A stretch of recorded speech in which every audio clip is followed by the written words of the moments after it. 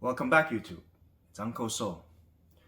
This is a channel where we review shoes for uncles by uncle. Today, this is the first time that I'll be doing a initial thought on a shoe.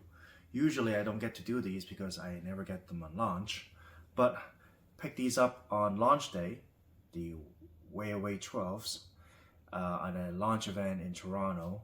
Shout out to Apex Kicks. They put up a kick-ass show, no pun intended, for the WoW 12 launch in Toronto. It was a great event. There was a lot of things going on, 3-on-3, 1-on-1, 3-point contest, which Uncle So did take a part of, but didn't do so well. A little nervous going into the competition. But enough about me. On to the main event, the Way Away 12s, the newest launch. It's a statue colorway, beautiful shoe. But we'll talk about that. Obviously, I'm not going to do a detailed review today because I haven't been in these shoes long enough. I've only been in for an hour, but I'll give you my initial thought on them, and then I'll be testing them for next month. So disclaimer, I tried these on for about an hour, did a little bit of shoot around, and little initial test, try to do some hard lateral cuts and whatnot and see how this shoe would react. So these are my initial thoughts. Number one, the cushioning. Holy crap. If you don't know, this is a CCDS shoe, which is carbon core drive system, LiNing's signature system in all their top line shoe. But in your previous models, like the JB3 right here, they used boom and then sandwich a carbon fiber plate between it. This is the first time they have used the super boom, which is the newest foam technology, and they sandwich a carbon plate in between this as well. The Super Boom, ever since it launched at the start of this year, or end of last year, has been a very interesting cushion. Very responsive, very light, but you do need quite a thick stack of it to actually have it activate. So in the case of 8085 Ultra, it's very bouncy, but it's a very thick stack of foam, so it ends up having no cord feel, even when it compresses to the bottom. It's very responsive though. These are different, very muted. If I have to compare the 12s to the WoW 10s, it's actually pretty similar in terms of how bouncy your initial step in comfort is. I would say with the carbon plate that's in the 10s, these are still a little more bouncy. The 12s, while the bounce is not quite as strong as the 10s, it's still better than the 11s, better than even the JB3, and it is very responsive, and it's very light to touch. Excellent cord feel. So they really tuned this very well.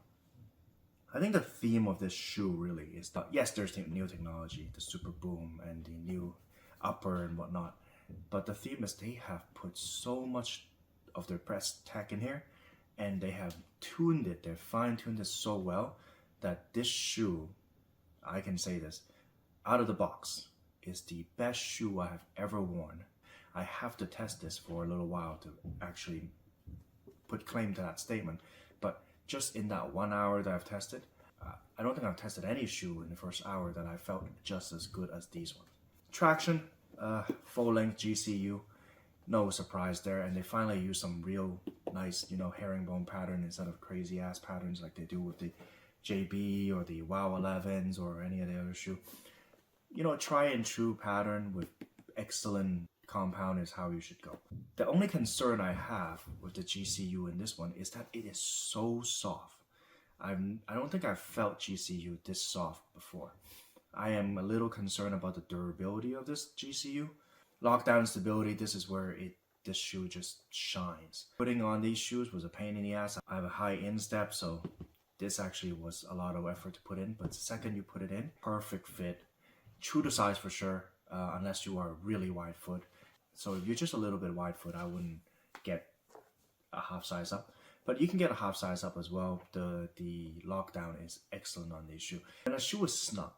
When you put it on, sometimes there are some 1 or 2 or 3 hot spots where you feel like, oh, this part is a little tight. Maybe the midfoot's a little tight. Maybe the forefoot's a little tight. Maybe here's a little tight. The rest of the shoe is fine, but maybe just these hot spots are not so good. There's no hot spot when I put this shoe on.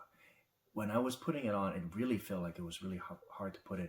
But it's like almost like you diving underwater the second it goes in, shoe becomes nothing.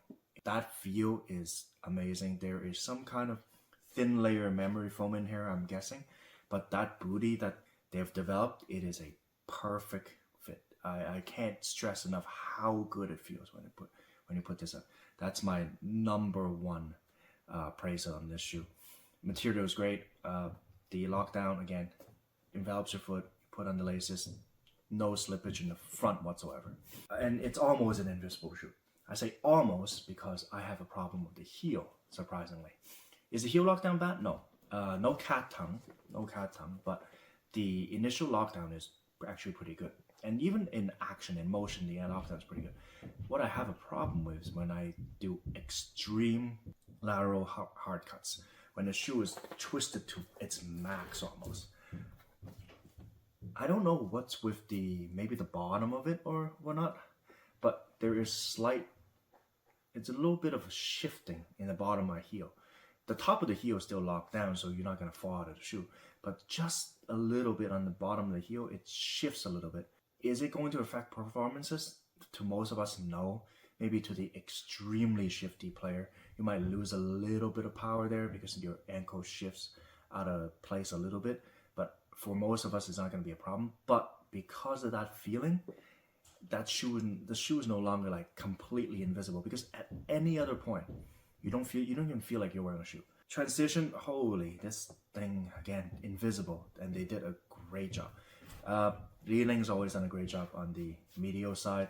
Having this open allows your foot to sink in and lower the center of gravity when you're taking shifty steps like this, when you're putting your foot on your medial side. So this has always been their strong point. What is surprising is the lateral side. What they did is they open up just enough foam here so that it doesn't affect the stability of the shoe, but this allows this part, and you see it's only the midfoot. So when you're taking something like this on a negative step or a drive, the transition from here into here, or maybe a jump, a penultimate jumping step, this allows the center of gravity on your lateral side to sink right through, and this makes the shoe completely invisible, even with such a wide lateral flange. Is this perfectly invisible? No. But because of this part allowing your foot to go out, it's almost like your foot now lines up perfectly with this flange, so you don't feel it. So again, it's the design of this shoe that really wows you. Breathability, great. I mean, it's more breathable than AJ40s, but I would say the material they use and the wrapping they use is a perfect fit, but it does come at the cost of breathability. I think the foot didn't heat up at all, but I have heard from multiple sources that once you play in it, you start sweating in it, the moisture retains inside, and I can see why, because I think this is all thin layer memory foam, and I don't think that moisture actually comes out of the shoe, so I think that's going to be a problem. But once I test it extensively and I start sweating in this, I'll know for sure. Looks. It looks actually kind of like the Wild 10s, which is not a bad look.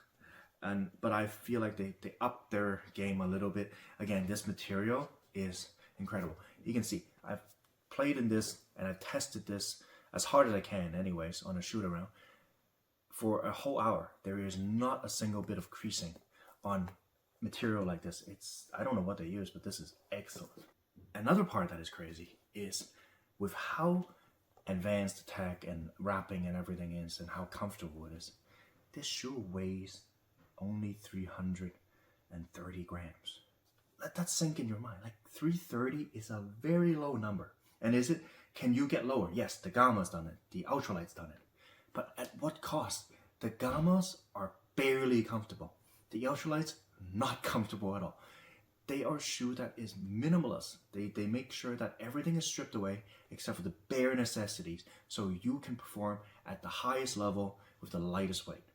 But when you put them on, you know you're wearing a basketball shoe. You know okay, I'm wearing a completely minimalist basketball shoe. It has everything that I need to be safe, to perform, but it's really like a booty with rubber on the bottom. This feels like a sneaker. You can put them on and you can walk out the door. You just feel like, oh my God, this is so comfortable.